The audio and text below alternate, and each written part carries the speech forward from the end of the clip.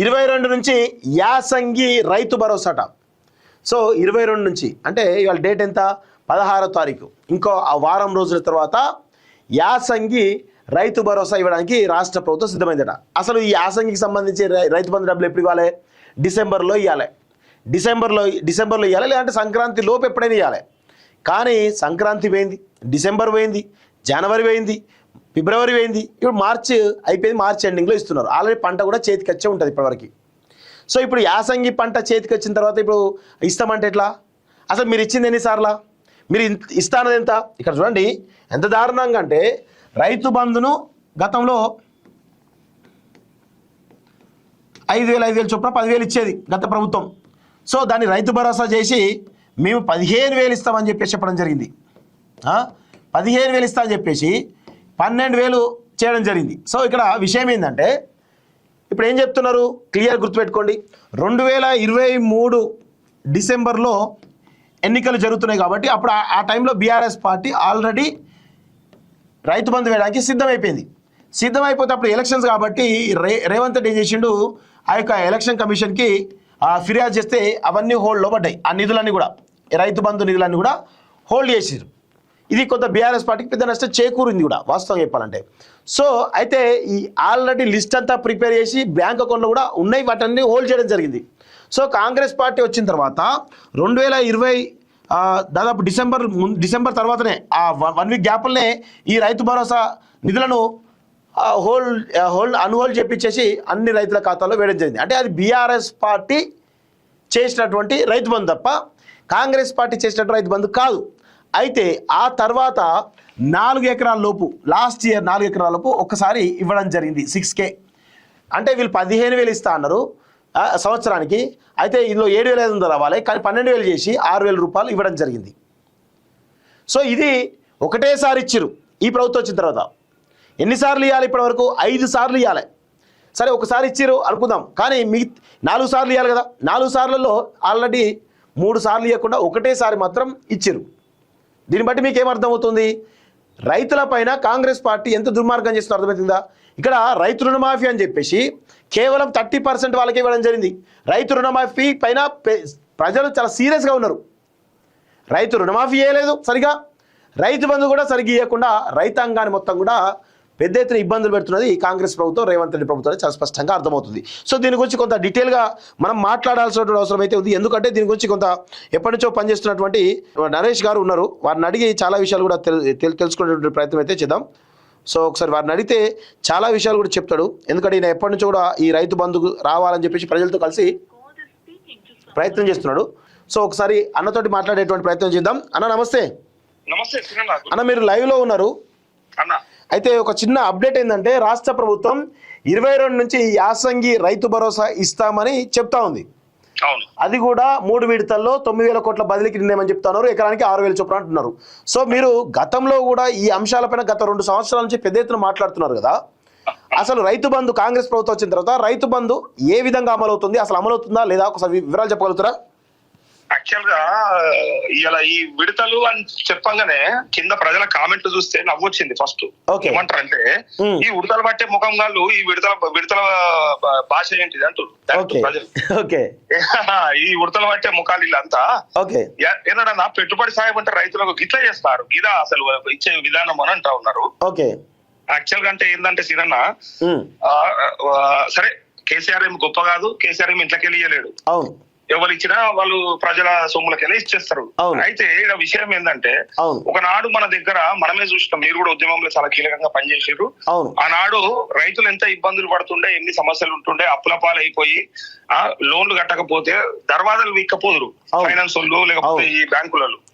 ఆ కాలం కేంచి సరే రైతు కొంత నయమైంది పెట్టుబడి సాయం ఇచ్చుడుకు, అది అలవాటు కూడా అయ్యింది. ఇక 2018లో మొదలు పెట్టిండు కేసీఆర్. అందరికి డబ్బులు కనపడితే నచ్చింది పెట్టుబడి సాయం. సరే కొంతమంది దాన్ని తాగుడుకు వాడినరా, కొంతమంది దేనికి వాడినరా జరుగుతుంటే కామన్ గా కొంత నిర్వీర్యం ఉంటది.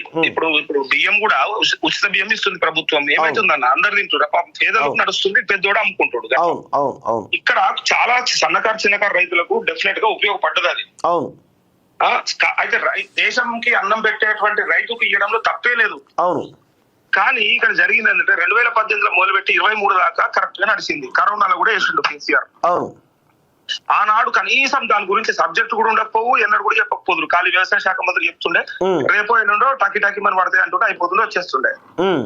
ఇప్పుడు చూడండి, ప్రభుత్వం వచ్చి 23 నవంబర్ ఎన్నిక అయితే డిసెంబర్ లో ప్రమాణ స్వీకారం అయితే అప్పుడు వేయాల్సిన ఒక రైతు బంధు వేయకుండా దాన్ని తీసుకుపోయి అవతల పార్లమెంట్ ఎన్నికల ముందు వేసింది కాంగ్రెస్ ప్రభుత్వం. అది కూడా బీఆర్ఎస్ సరే ఎలక్షన్ కమిషన్ ఆపింది అన్నారు, 20 లీటర్ ఇచ్చారు, అవన్నీ అయిపోయినాయి.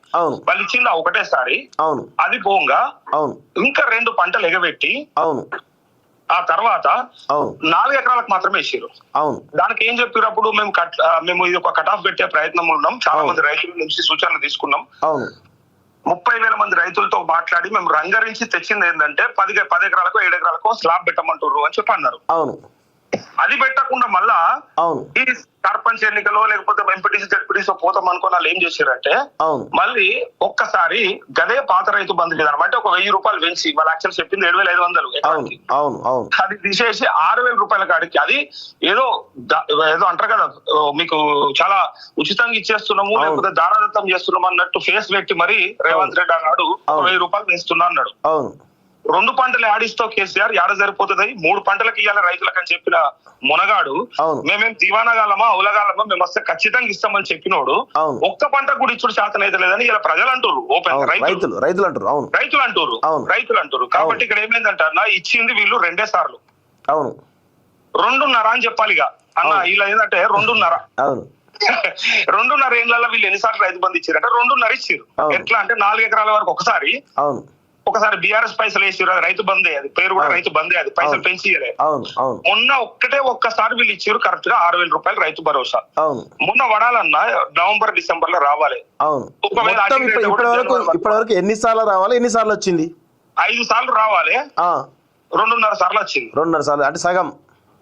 నేను అదే చెప్తున్నా కదా, వీళ్ళు సగం రైతులు ఎగబెట్టుడే ఉన్నది కథ. నేనేమంటున్నా, నాకు ప్రభుత్వం అంటే సరే సంక్షేమ పథకాలు అభివృద్ధి రెండు కళ్ళైనప్పటికీ రైతులను కడుపులో పెట్టుకొని చూస్తేనే రాజ్యం బాగుంటది. ఇది కేసీఆర్ చెప్పిన మాట కాదు, ఏం కాదు, ఇది మన పెద్ద చెప్పిన మాట. ఎద్దడి వ్యవసాయం ఉండద్దు, రైతు రాజ్యం ఉండద్దు అని చెప్పారు. దాన్ని పట్టుకొని సరే ఆనాడు ఎంతైతే రైతులకు నయమైందో ఇలా అంతా దారుణం అయిపోయింది. ఎందుకంటే రుణమాఫీ అన్న సరిగ్గా చేయలేదన్నా. రుణమాఫీ కూడా చేయలేదంటారు కదా. కరెక్టే, రుణమాఫీ మొత్తానికి 40 నుంచి 50% లోపే అయ్యిందన్న. ఎందుకు చెప్పన్నా, 45,000 కోట్లతో ఖచ్చితంగా మొత్తం రుణమాఫీ చేస్తాం, మా దగ్గర అన్ని అకౌంట్స్ ఉన్నాయి, 70 లక్షల మంది రైతులని చెప్పిరాలు. 45,000 కోట్ల బడ్జెట్ అన్నారు, 31,000 కోట్ల కుదించిండ్రు, 21,000 కోట్లు చేసిరన్న. నా దగ్గర ఒక్కొక్క పెళ్లితో సహా లెక్క ఉంది, 21,000 crores చేసిర్రు. అది ఓన్లీ 25 లక్షల మంది రైతులే. మళ్ళా మరి 45 లక్షల అకౌంట్లు ఉన్నాయి, వాళ్ళందరూ రైతులే, వాళ్ళందరికీ వేస్తాం, 2 లక్షల పైన ఉంటే కూడా కట్టుకోండి మేము వేస్తామని చెప్పారు. మరి ఎందుకు వేయలేదన్నా? ఇంకొకటి మేనిఫెస్టోలో కూడా కౌలు రైతులు కూడా ఇస్తామని చెప్పేసి అన్నారు, అది కూడా ఇంకా బ్రహ్మాండంగా బట్టి విక్రమార్క గారు అయితే చెప్తారైతే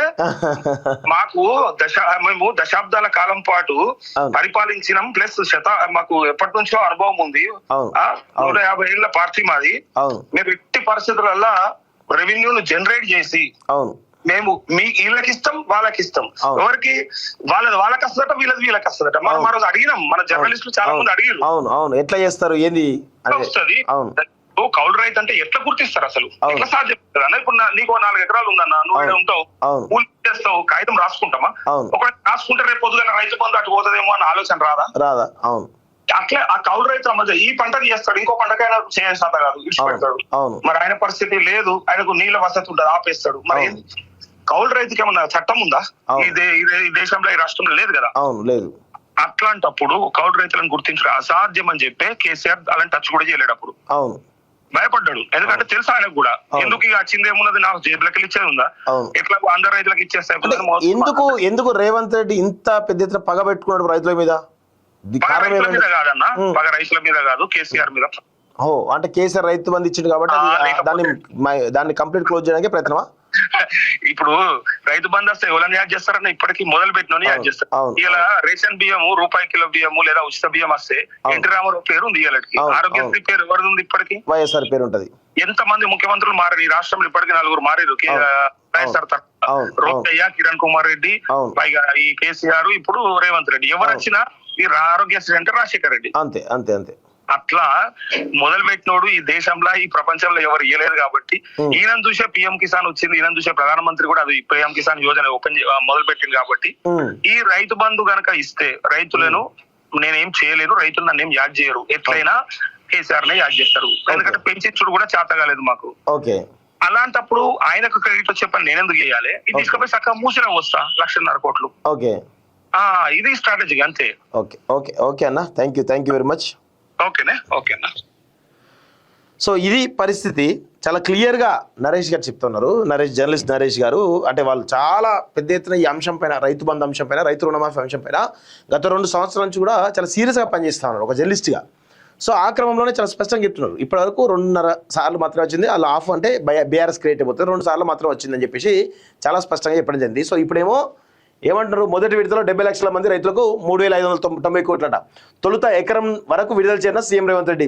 3 వారాల తర్వాత 2వ విడతలో 2,650 కోట్లు. ఏప్రిల్ నెలాఖరులోపు 3వ విడతగా 2,760 కోట్లు. ఉద్యోగుల బకాయిలు, ఫీజు రింబర్స్మెంట్ నిధుల సర్దుబాటుపై చర్చ. సో ఇక్కడ ఏమంటారు, రైతులకే తొలి ప్రాధాన్యం ఇచ్చినటువంటి ప్రభుత్వం అంటూ మళ్ళా గొప్ప చెప్పుకుంటున్నారు. ఇంత దుర్మార్గంగా రాష్ట్ర ప్రభుత్వం వివరిస్తూ ఉంది. ఏమంటారు దీని గురించి? సో ఇది పరిస్థితి.